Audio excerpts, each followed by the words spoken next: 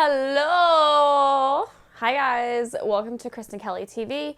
So I am sick. I have my mom. We were just recently in Boston, and my mom got sick and got my boyfriend sick, and then my boyfriend kind of got me sick.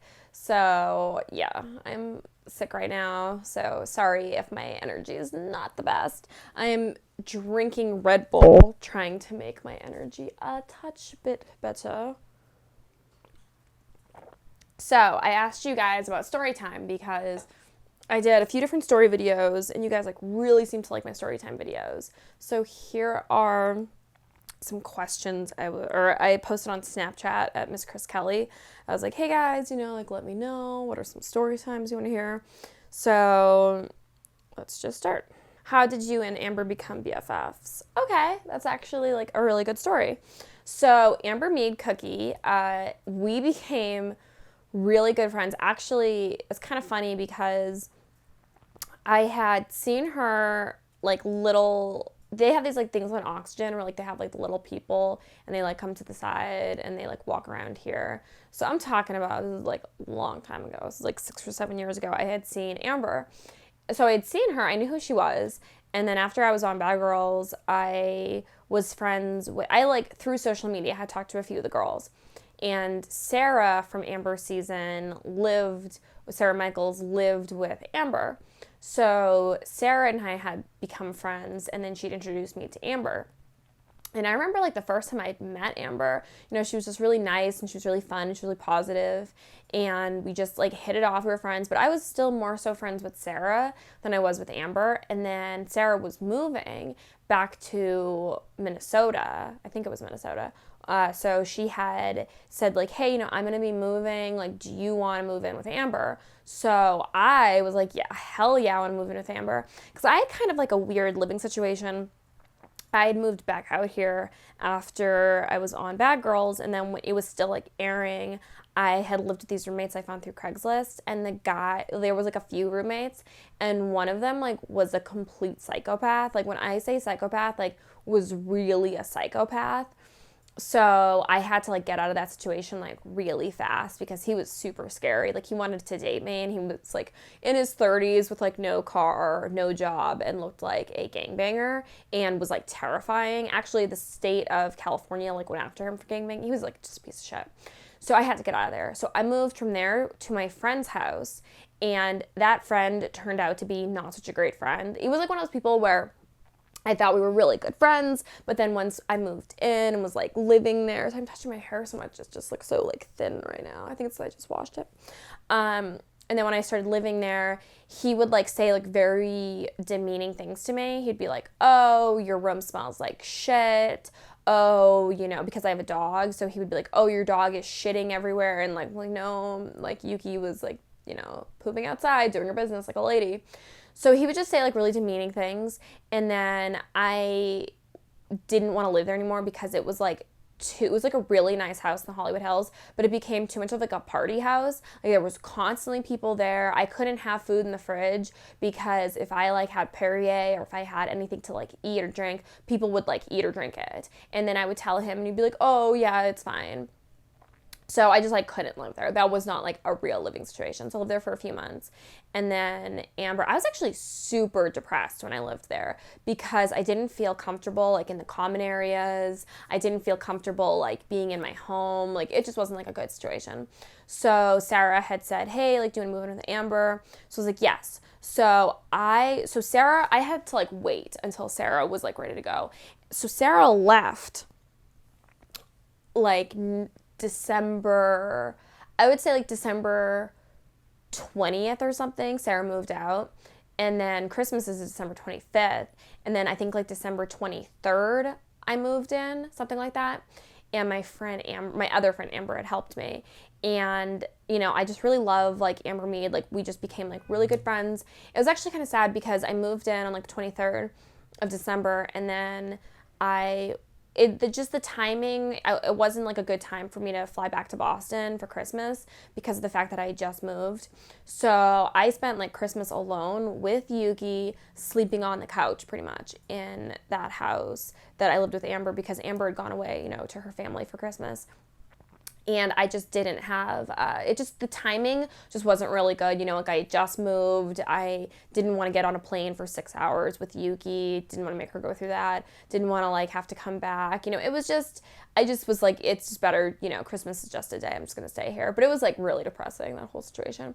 So Amber and I just became like really good friends. We lived together. She's one of the most caring, just sweet people. Like she'll do anything for anyone.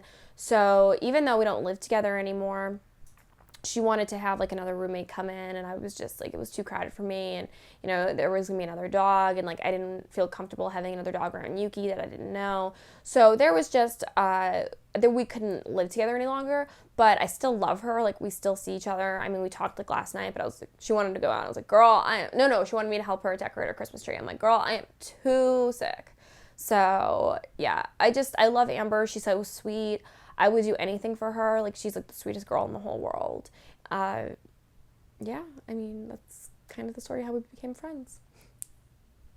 So I hope you guys like that story time. My name is Stephanie, and this is my question.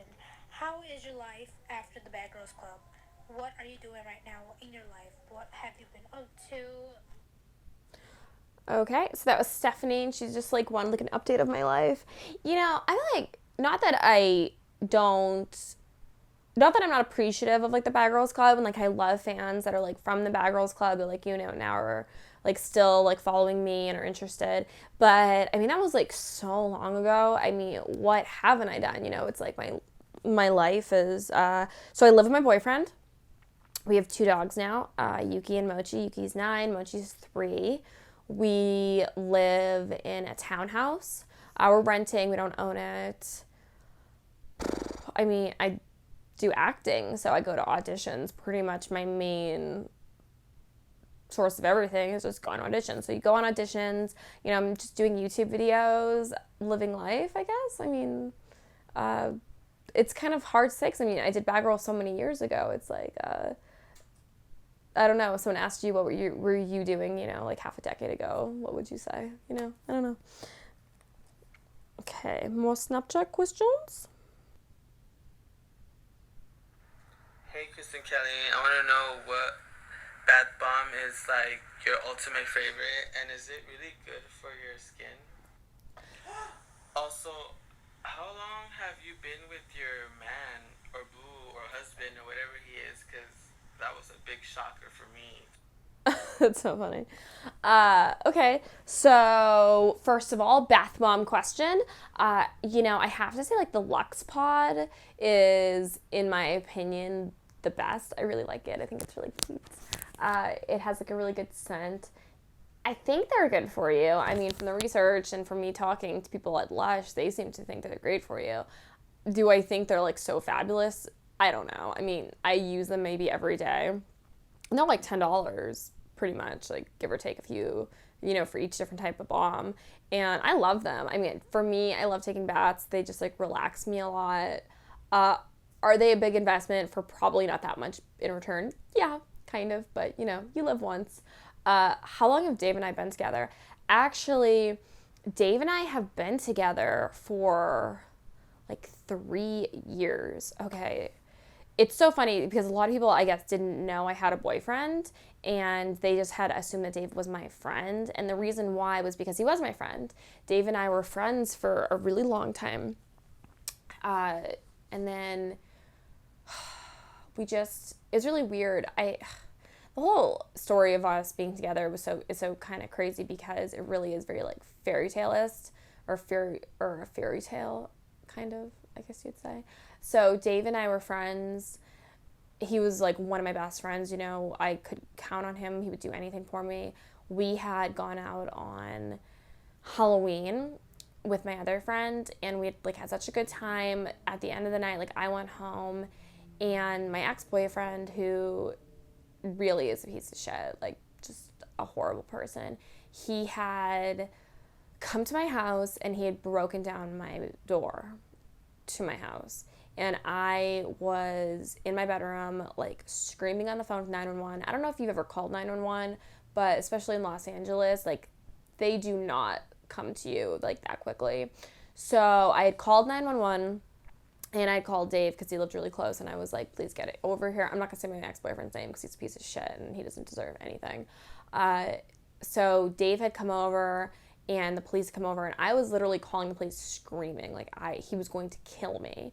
So he had broken down my bedroom door and was on top of me when he realized that I'd called the police. So he ran away. The police got there, and Dave got there like the same time. And